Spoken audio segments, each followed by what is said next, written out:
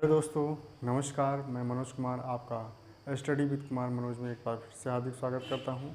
तो हम लोगों की चल रही थी एसएससी जीडी की सीरीज यानी प्रैक्टिस सेट। तो उसमें आज हम लोग दूसरा सेट सॉल्व करेंगे जो कि आपका ये वर्ष 2012 का सेट है, 22/4/2012। तो इसमें हम लोग मैथ सॉल्व कर रहे हैं।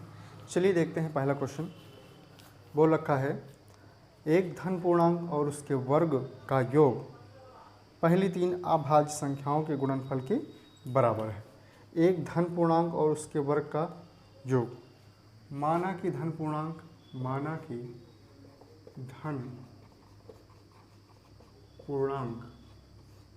क्या है आपका p है।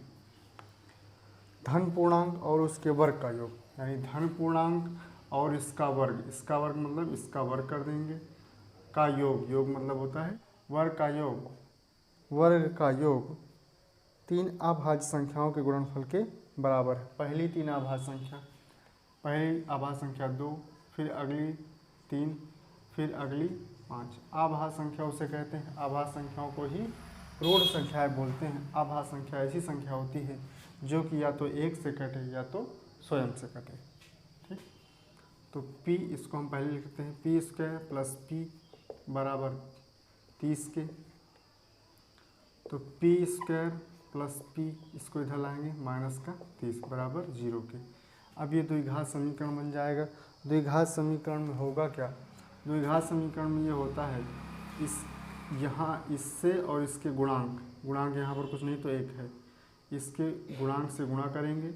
अगर यहाँ पर प्लस है तो जोड़कर बीच वाली संख्या आनी चाहिए, अगर माइनस है तो घटाकर बीच वाली संख्या आनी चाहिए। तो 30 इकाई 30 हो जाएगा।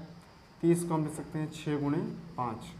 6 गुणे 5 हम लिखेंगे तो 6 पंचे 30 भी हो जाएगा और 6 माइनस 5 1 हो जाएगा। तो इसको लिख सकते हैं p स्क्वायर, इस p की जगह पर लिख देंगे 6p माइनस 5p। 6p में से 5p चला जाएगा, 1p बच जाएगा, माइनस 30 बराबर 0 के। p square plus 6p minus 5p minus 30 बराबर 0 के। देखिएगा यहाँ पर p कामन है तो p प्लस 6, यहाँ पर माइनस का 5 कामन है, p प्लस 6, क्योंकि माइनस का 5 कामन लेंगे तो p 5 से 5 कट ही जाएगा, p बच जाएगा और माइनस माइनस हो जाएगा क्या प्लस, फिर 5 से भाग देंगे, 5 छंग 30 बराबर 0 के। p प्लस 6 दोनों में कामन है और p माइनस 5 बराबर 0। एक बार इसको बराबर 0 लेंगे, एक बार इसको बराबर 0 लेंगे, तो यहाँ इसको बराबर 0 लेंगे तो p बराबर माइनस का 6 हो जाएगा। इसको बराबर 0 लेंगे, p बराबर 5 हो जाएगा। तो जो मान ऋणात्मक आ जाएगा उसको छोड़ देंगे, धनात्मक मान ले लिया जाएगा। तो p का मान कितना आ जाएगा? p का मान आ जाएगा 5। तो इसका तीसरा ऑप्शन सही हो जाएगा। दूसरा क्वेश्चन देखा जाए,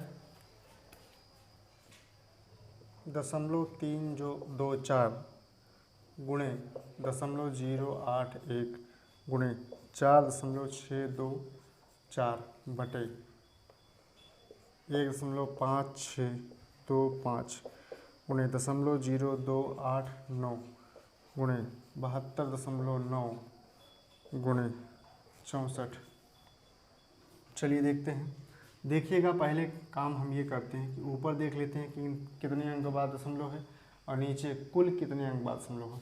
1 2 3 4 5 6 7 8 9 अंक बाद, यानी ऊपर 9 अंक बाद दशमलव, नीचे कितने अंक बाद दशमलव? 1 2 3 4 5 6 7 8 9। 9 अंक बाद ऊपर दशमलव, 9 अंक बाद नीचे दशमलव। दशमलव से दशमलव हम काट सकते हैं, इसको काट देंगे। ठीक है, अब कट जाएगा तो यहाँ पर दशमलव नहीं रहेगा, अब केवल संख्याएं रहेंगी। अब संख्याओं को काटा जाए, देखिएगा 9 9 81, 9 8 72, 9 इकाई 9, 9 9 81। ठीक, उसके बाद अगर 9 दूनी 18, 9 त्रिक 27, 27 5 32, 9 से कट जाएगी, 9 इकाई 9, 9 त्रिक 27, 5 32, 9 छंग 54 36 हो जाएगा। ये कट गया। और देखिएगा, इसको काटिएगा, 4 इकाई 4, 2 6, 4 6 24, 4 9 36। ठीक, 4 से काटिएगा, 4 चौक 16, 4 इकाई 4, 4 इकाई 4 1 5, 4 पंचे 20, 2 22, 4 6 24। अब ये 4 से कट जाएगा, 4 इकाई 4, 4 दूनी 8, 3 11, 35 हो जाएगा, 4 अट्ठे 32, 3 35, 4 9 36, 289 से 289 कट जाएगा।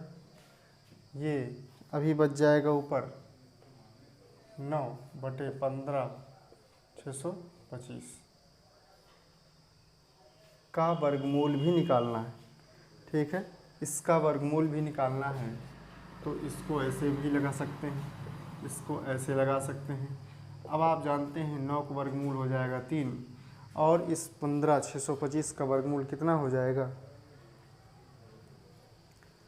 15/625 का वर्गमूल हम आपको निकाल कर दिखा देते हैं कितना होगा। 15/625, पीछे से 2 2 का जोड़ा बनाएंगे, 1 2 हो जाएगा, सीधा पूरा जोड़ा उतर जाएगा। ठीक, कितनी बार जाएगा?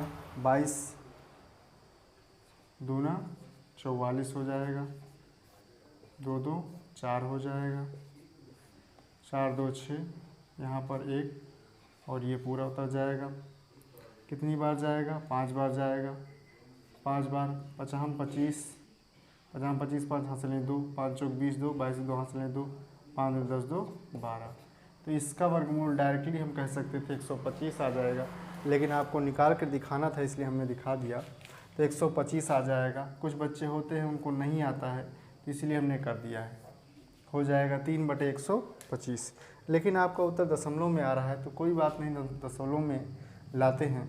इसको 125 को हम भाग देना है हमको, तो दशमलव 0 दशमलव बढ़ाएंगे, 0 दशमलव लगाएंगे, 0 बढ़ाएंगे, फिर 0 फिर 0, फिर देखिए अब भाग चला जाएगा। 125 गुना 250 हो जाएगा, फिर 5 बच जाएगा, दशमलव लगा ही है, 0 बढ़ा देंगे। ठीक है, 125 चौका 4 बार चला जाएगा, 25 चौका 500 हो जाएगा 0.024। तो 0.024 आपका ऑप्शन नंबर सी सही हो जाएगा। चलिए अगला क्वेश्चन देखा जाए। बोल रहा है ए बी सी एक ही समय एक वृत्ताकार स्टेडियम में एक ही बिंदु से एक ही दिशा में भागना शुरू करते हैं। ए बी सी स्टेडियम है, तो स्टेडियम वृत्ताकार होगा।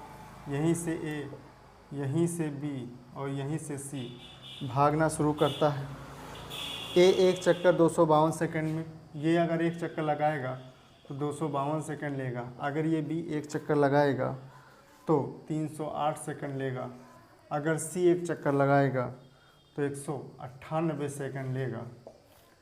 आपसे पूछा है वे आरंभिक बिंदु पर कितने समय बाद फिर से मिलेंगे। कहने का सेंस ये है, ये भी यहाँ से दौड़ना शुरू किया, ये भी यहाँ से दौड़ना शुरू किया, ये भी यहाँ से दौड़ना शुरू किया, और आपसे पूछा है ये आरंभिक बिंदु पर यानी इसी बिंदु पर अब कितने समय बाद पुनः मिलेंगे। यानी दोनों की चालें अलग अलग हैं, दोनों के द्वारा लिया गया समय अलग अलग है। तो आपसे पूछा है फिर कितने समय बाद वे एक दूसरे से मिलेंगे। इस केस में हमेशा याद रखिएगा, हमेशा इन संख्याओं का एलसीएम ही निकालते हैं। तो एलसीएम निकाल लेंगे 252, 308 और 198 का। चलिए काटते हैं। 2 इकाई 2, 2 दूनी 4, 1 5 2 6 12, 2 इकाई 2, 1 3 2 पंचे 10, 2 चौको 8, 2 9 18, 1 19, 2 9 18। देखिए 3 2 से कट जाएगा, 2 6 12, 2 3 6, 2 7 14, 1 15, 2 7 14, 99। अब ये नहीं कटेगा, 3 से कट जाएगा ये, 3 दूनी 6, 3 इकाई 3, 77, 3 तिहाई 9, 3 तिहाई 9। ठीक, ये देखिएगा 3 7 21, 77, 3 इकाई 3, 7 से कट जाएगा, 7 इकाई 7, 7 इकाई 7 यानी 11 बार में। फिर 11 से काटिए, 11 इकाई 11, 11 इकाई 11। एलसीएम देखिएगा कितना आया, 2 दूनी 4, 3 12, 3 36, 36 और गुणे 77, 11 7 77, सबका आपस में गुणा कर लिए हैं। 2 दूनी 4, 3 12, 3 36, 36 और 11 7 77, इन दोनों का आपस में गुणा कर लेंगे तो 36 गुणे 77, 7 42, 4, 7 3 21, 4 25, 7 42,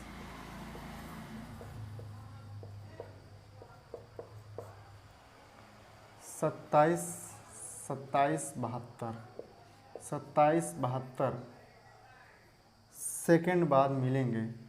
लेकिन आपको ऑप्शन में मिनट और सेकंड दोनों दे रखा है, तो इसको हम 60 से भाग देंगे, क्योंकि सेकंड है, इसको पहले मिनट बनाएंगे तो भाग दीजिएगा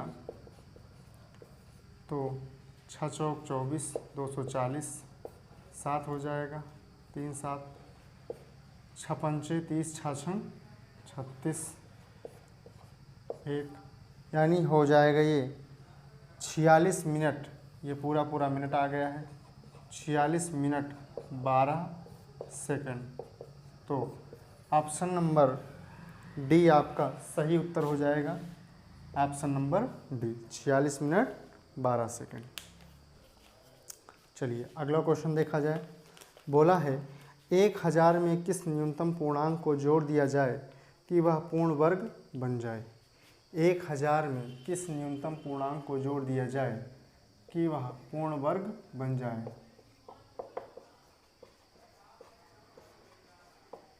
ठीक, आपसे ये पूछा है। एक छोटा सा एग्जाम्पल आपको हम देते हैं समझाने के लिए। जैसे अगर ये कह दिया जाए 6 में कौन सा न्यूनतम पूर्णांक जोड़ दिया जाए कि वह पूर्ण वर्ग बन जाए, तो देखिएगा 6 में कितना जोड़ दें कि पूर्ण वर्ग बन जाए। पूर्ण वर्ग का मतलब होता है ऐसी संख्या जो किसी संख्या का वर्गमूल हो या फिर जिस संख्या का वर्गमूल निकाला जा सके। तो यहाँ पर देखिएगा, तो 6 में अगर हम 3 जोड़ देते हैं, 6 3 9 हो जाएगा, जो कि एक पूर्ण वर्ग संख्या है, क्योंकि 9 का वर्गमूल हम निकाल सकते हैं। कितना हो जाएगा 3। तो ऐसे ही हम यहाँ पर थोड़ा सा सोचते हैं कि 1000 में अगर हम 1000 में अगर हम कितना जोड़ दें कि पूर्ण वर्ग हो जाए, तो 1000 में अगर हम 24 जोड़ दें तो 1024, जो कि 32 का वर्ग है या फिर इसका वर्गमूल क्या है 32 है। ठीक, तो इस प्रकार के प्रश्न में थोड़ा सा आपको एक्स्ट्रा दिमाग लगाना होगा, इसीलिए मिनिमम आपको 30 तक वर्ग और 20 तक घन जरूर याद होनी चाहिए, अदरवाइज़ आपका टाइम ज़्यादा लग जाएगा। ठीक, तो इस क्वेश्चन का ऑप्शन नंबर सी सही हो जाएगा, 24 जोड़ दिया जाए। चलिए अगला क्वेश्चन देखा जाए। बोला है राम ने बाजार जाकर एक गणित की पुस्तक की एक प्रति और 2 पेंसिल 165 रुपये में खरीदी। यानी गणित की एक प्रति और 2 पेंसिल, मान लीजिए यम से मैथ मानते हैं, एक मैथ की बुक है और प्लस 2 पेंसिल 2P, P से पेंसिल कितने रुपए में ख़रीदा 165 रुपये में ख़रीदा। सेकंड स्टेप में बोल रहा है रहीम उसी बाज़ार में जाकर उसी पुस्तक की, यानी जो ये पुस्तक थी उसी पुस्तक की एक प्रति और उसी प्रकार की 10 पेंसिल 169 रुपये में ख़रीदा। प्रत्येक पेंसिल का दाम क्या होगा, यानी एक पेंसिल कितने रुपए में मिली है आपसे ये पूछा है। 2 समीकरण बन गए, तो हम घटाने पर हमेशा याद रखिएगा, घटाने पर होता क्या है, घटाने पर चिन्ह बदल जाते हैं। चिन्ह कैसे बदलेंगे, चिन्ह ऐसे बदलेंगे, इसके पहले जो चिन्ह है अगर प्लस का है तो यहाँ पर माइनस हो जाएगा, अगर यहाँ पर माइनस है तो यहाँ पर प्लस का हो जाएगा, यहाँ पर प्लस है तो यहाँ पर माइनस कर देंगे, यहाँ पर प्लस है तो यहाँ पर माइनस कर देंगे, यहाँ पर प्लस है तो यहाँ पर माइनस कर देंगे। और एक चीज़ हमेशा याद रखिएगा, किसी भी संख्या के पहले अगर कोई चिन्ह नहीं लगा तो हमेशा याद रखिएगा वो किस में है, धनात्मक में, यानी प्लस में। देखिएगा प्लस, यहाँ पर ये माइनस और ये प्लस कट जाएगा, हो जाएगा माइनस का 10, माइनस का 8p हो जाएगा। यहाँ पर माइनस का 8p, ऐसा क्यों?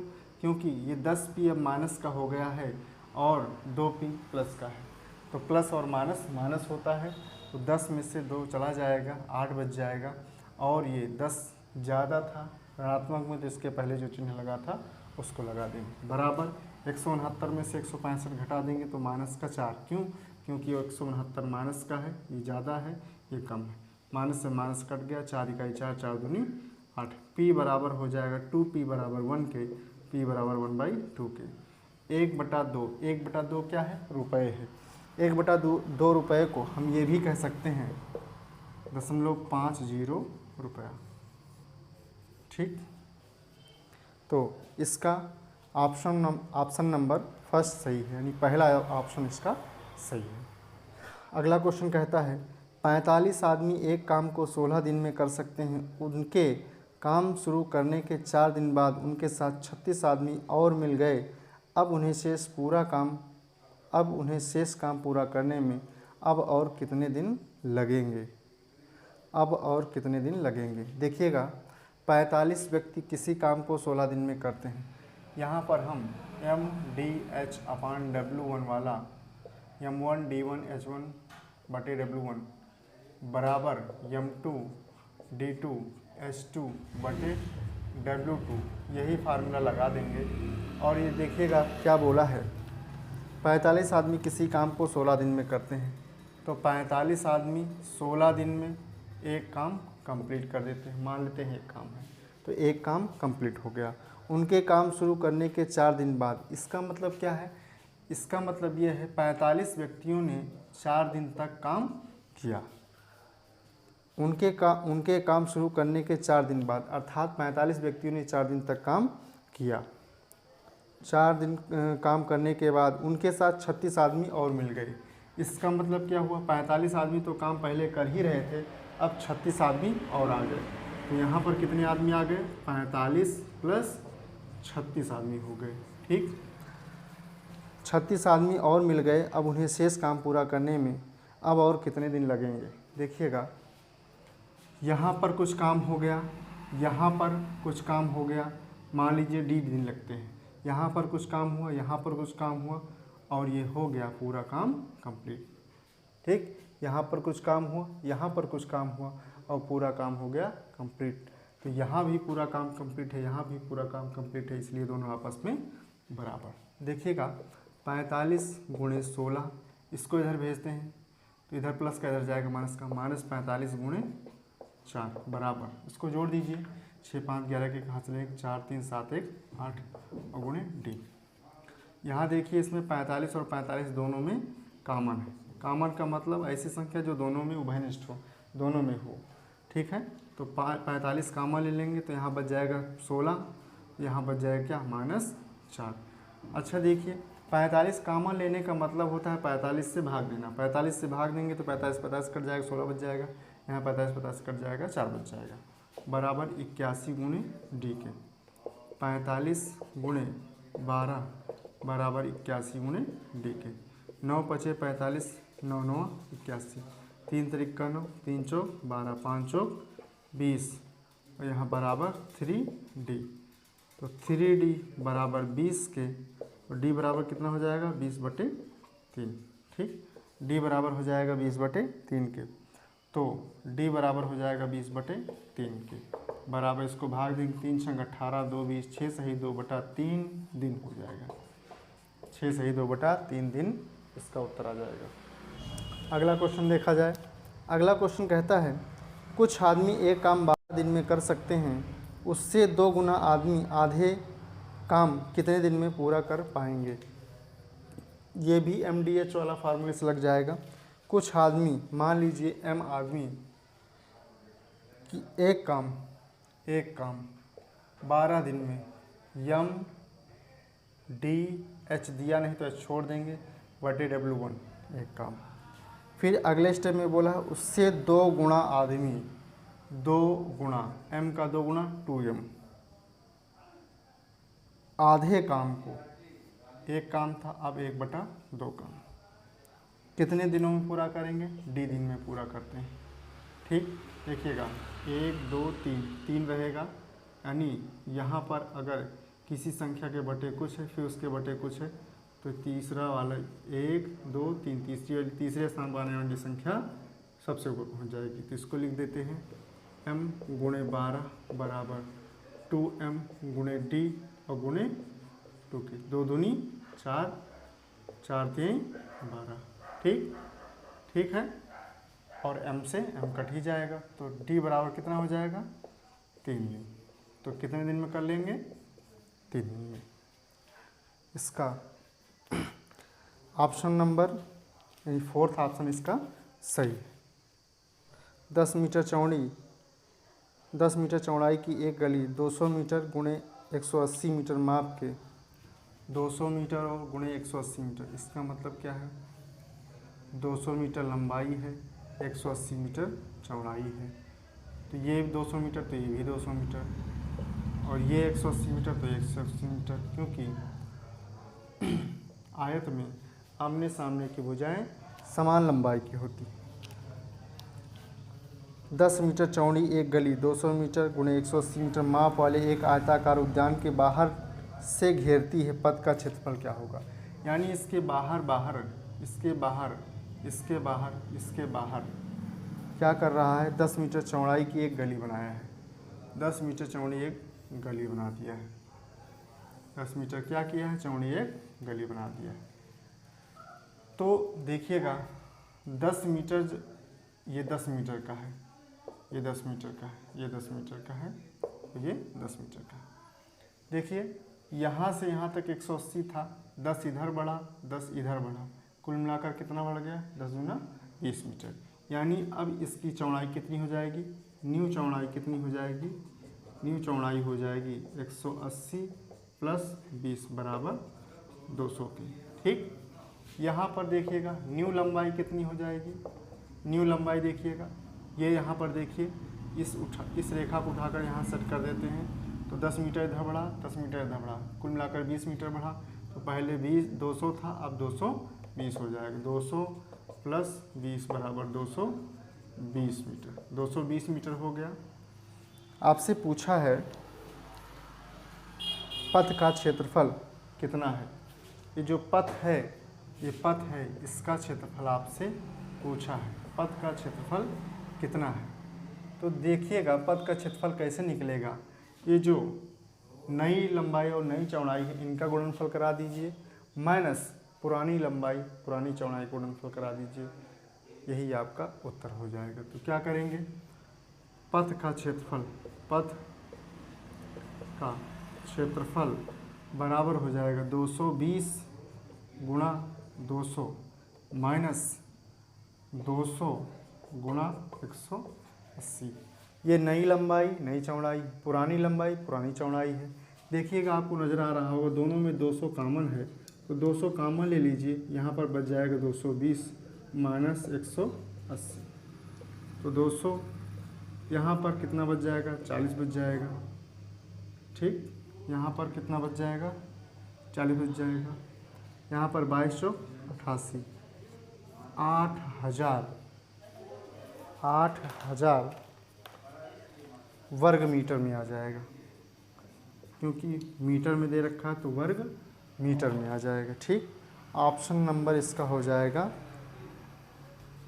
फर्स्ट, यानी पहला ऑप्शन इसका सही हो जाएगा। चलिए नेक्स्ट क्वेश्चन देखा जाए। बोल रहा है शीशे के एक ठोस घन जिसके किनारे की माप 44 सेंटीमीटर है, 4 सेंटीमीटर व्यास की कितनी गोलियां बनाई जा सकती हैं? यानी इस घन से ठोस घन से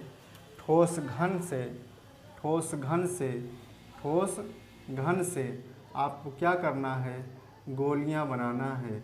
इस घन से आपको क्या बनाना है? गोलियां बनाना है। ठोस घन से क्या बनाना है? गोलियां बनाना है। तो आप लोग जानते हैं कि अगर किसी पदार्थ से कोई नया पदार्थ बनेगा तो हमेशा इन दोनों के आयतन क्या हो जाएंगे, बराबर हो जाएंगे, आयतन बराबर हो जाएंगे। ठीक, तो इसमें क्या करिएगा, गोलियों की संख्या हो जाएगी, गोलियों की संख्या बराबर हो जाएगी घन का आयतन, घन का आयतन बटे गोली का आयतन, घन का आयतन बटे गोली का आयतन। देखिए घन की माप, किनारे की माप यानी समझ लीजिए इसकी भुजा की माप है, कितना है 44 सेंटीमीटर। घन का आयतन होता है ए भुजा क्यूब, घन का आयतन क्या होता है ए क्यूब यानी भुजा क्यूब, क्योंकि घन की सभी भुजाएं समान लंबाई की होती हैं, यानी लंबाई चौड़ाई ऊंचाई सब समान लंबाई की होती है, भुजा क्यूब। गोली का आयतन होता है यानी गोले का आयतन 4/3 पाई आर क्यूब, गोले का आयतन होता है 4/3 पाई आर क्यूब। ठीक, तो देखिएगा यहाँ पर आपको दे रखा है किनारा 44 × 44 × 44 बटा 4/3, पाई का मान होता है 22/7, और यहाँ पर आपको त्रिज्या दे रखा है, त्रिज्या नहीं दिया है आपको, दे रखा है 4 सेंटीमीटर व्यास की, व्यास दे रखा है 4 सेंटीमीटर, व्यास बराबर 4 सेंटीमीटर। आप लोग जानते हैं त्रिज्या यानी रेडियस r बराबर होती है व्यास का आधा 4/2 बराबर 2 सेंटीमीटर। तो इसकी जगह पर हम 2 लिख सकते हैं, r की जगह पर क्या लिखेंगे 2 लिखेंगे, 2 का क्यूब यानी 2 × 2 × 2।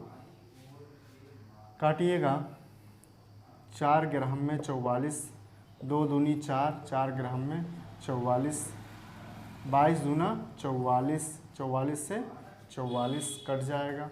देखिए यहाँ पर 11 × 11 121 बटे क्या बचा 1/3 गुणा 1/7 बराबर 121/1/7 21। देखिएगा ये तीसरा सबसे ऊपर पहुँच जाएगा, 121 × 21, 21 इकाई 21 के एक हाथ से लाएँ 2, 21 दूना 42, 42 2 43, 42 2 44 के 4 हाथ से लाएँ 4, 21 × 21 4 25, 21 4 25 2 2541 यानी 2541 गोलियां बन जाएंगी। कितनी गोलियां बनेंगी 2541। तो दोस्तों आज के लिए इतना ही रहने देते हैं, अगले वीडियो में जो शेष क्वेश्चन बचे हैं उनको करवा देंगे। हाँ, अगर आपको हमारा पढ़ाया हुआ अच्छा लग रहा है तो हमारे चैनल को सब्सक्राइब करिए, लाइक एंड शेयर भी कर दीजिए। धन्यवाद।